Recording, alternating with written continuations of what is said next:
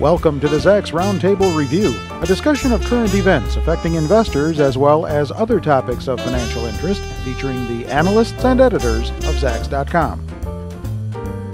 Well, with just 2 months left to trade in this year, how might 2009 end? That's what our panelists are going to give their opinions on.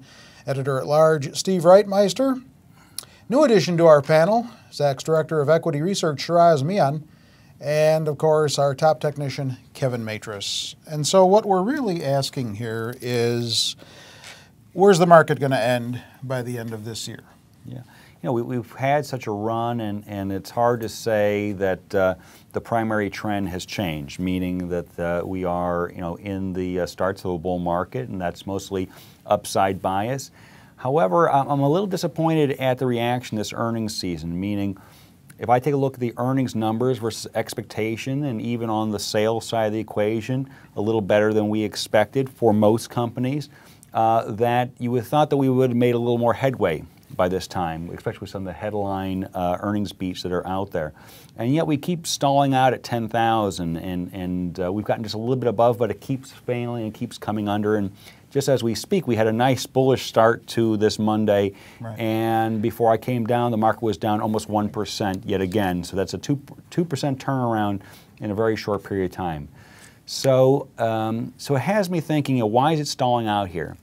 Because we've come up a long way, and yet people are starting now to balance, well, what does the future really look like? We've talked about last week with the boogeymen. What does it mean to have all this debt? What does it mean to what happens when the stimulus goes away? What does it mean to still have a weak housing market, a weak consumer, and unemployment rate still high, and things of that nature? Mm-hmm. And so the balance is of risk and reward are starting to get back more to normal.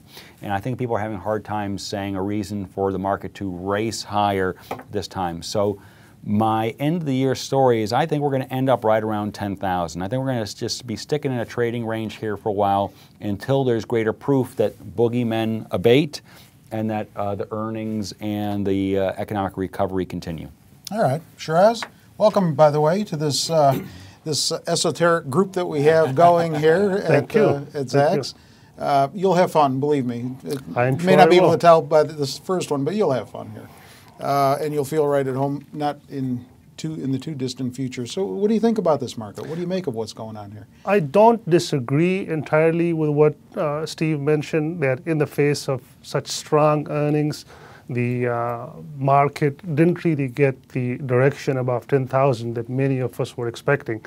And one of the reasons that in my view contributed to that stalemate, if that's the word to use, would be the lack of direction on the broader economy. We should keep in mind that the consensus expectation right now is that the economy sometime in late summer came out of the recession. We still don't know definitively that to be the case. Yes, earnings were good. Earnings were very good, but we all knew that a 2/3, 70% beats would be coming in. We knew that cost management and overall on the line items front, management were doing an excellent job.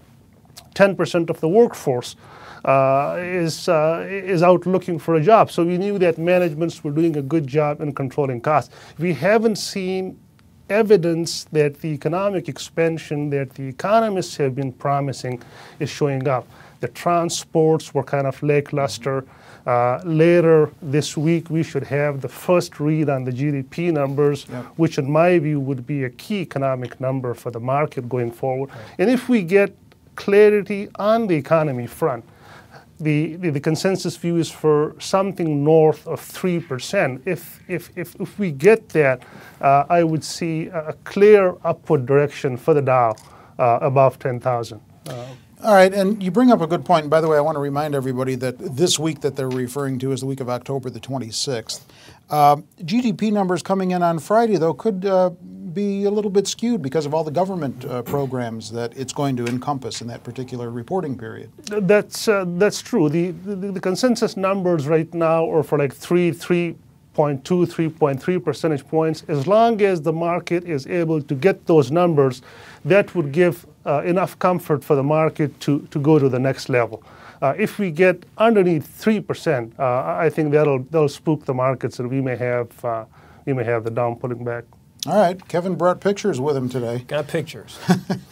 That are going to support your thesis. Yeah, here, you know, I find myself being the most bullish guy at the table again. But I really think the Dow has the ability of getting to 10A to 11,000. And this is something that I've been pretty much saying all year. So check this out. By year end, you think? By year's end. So that's a pretty big feat, but I still think it has a real chance of doing so. So check out this chart. All right.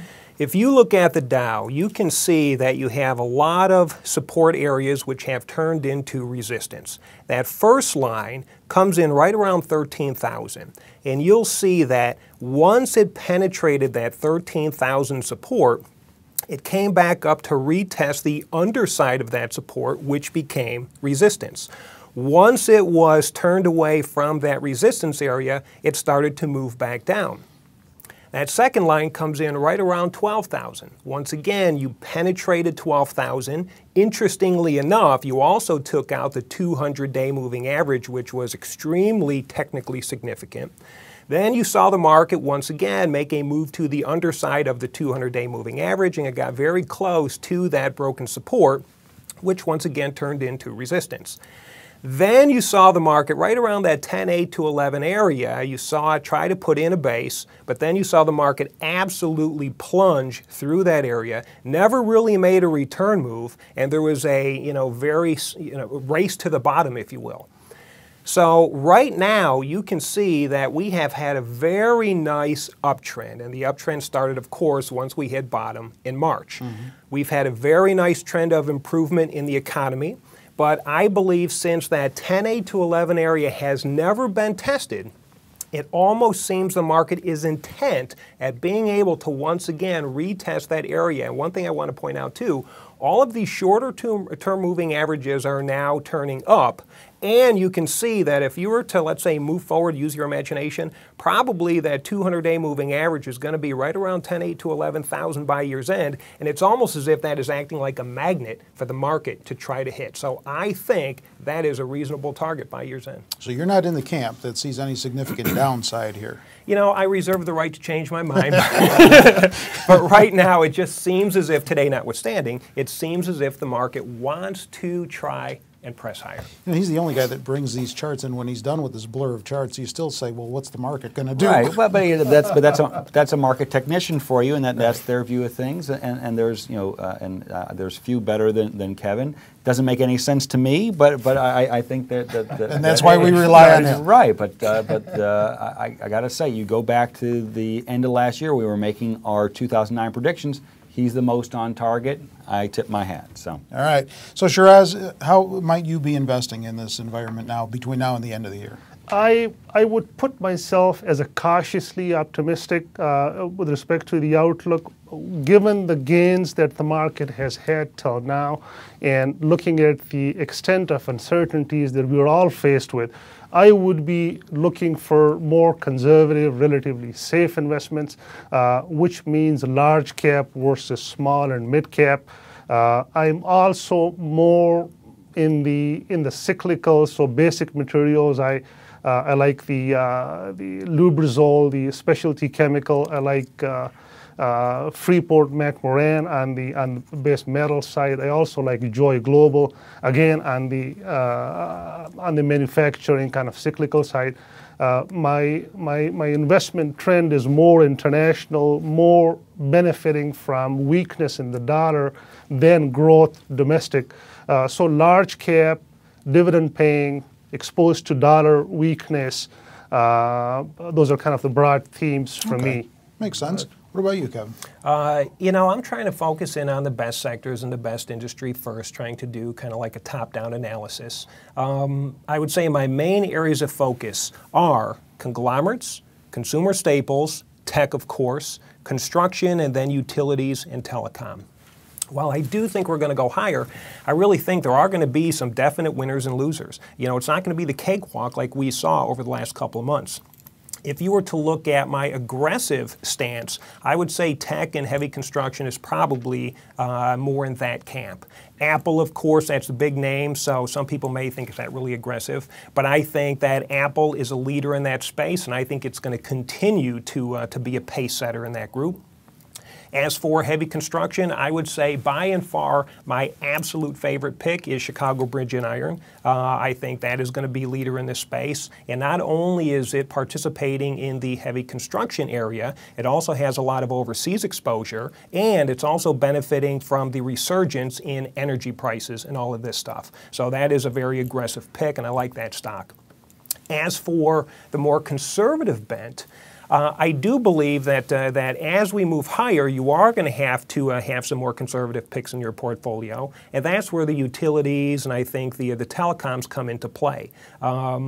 If you were to look at the utilities, there's a lot of great stocks coming through my screens, but I think one of the best ways to play utilities is to just look at an ETF like the Vanguard Utilities, which is VPU, or the Spider Utilities, which is XLU.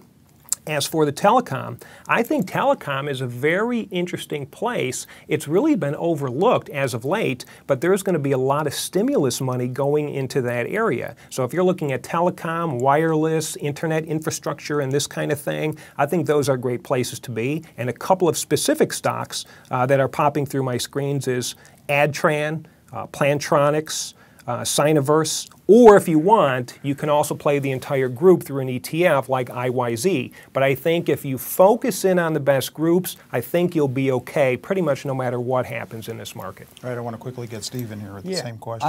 I'm finding myself most aligned with what Shiraz is saying because the market, we're cautiously optimistic.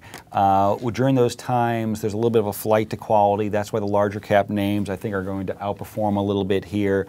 I do like some of the ideas of being perhaps in the industrial space. I've recently added Illinois Tool Works, which is almost like an ETF itself of manufacturing. So lower dollar is good for that, and a little rebound in the economy. Those are two good sparks for that stock.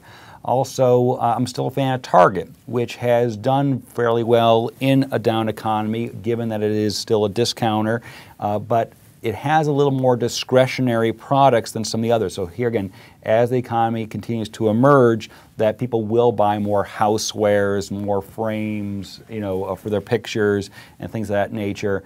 And that's done well in a bad environment and should continue to arise in a good environment. So those are larger cap names that should do well during this time. All right, that's the latest thinking from here with everyone at the roundtable. I'm Terry Ruffalo.